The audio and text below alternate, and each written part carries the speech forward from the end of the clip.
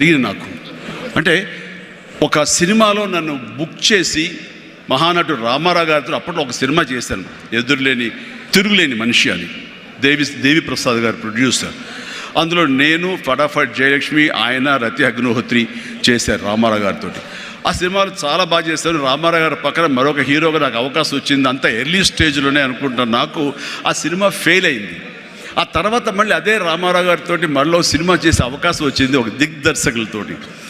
అయితే నాకు డేట్లు ఇచ్చారు, నా మెజర్మెంట్స్ తీసుకున్నారు, నేను వెయిట్ చేస్తాను. కానీ నా పేరు లేకుండా మరొకరి పేరుతోటి ఆ అనౌన్స్మెంట్ అయ్యేసరికి ఎక్కడ డిసప్పాయింట్మెంట్ వచ్చింది.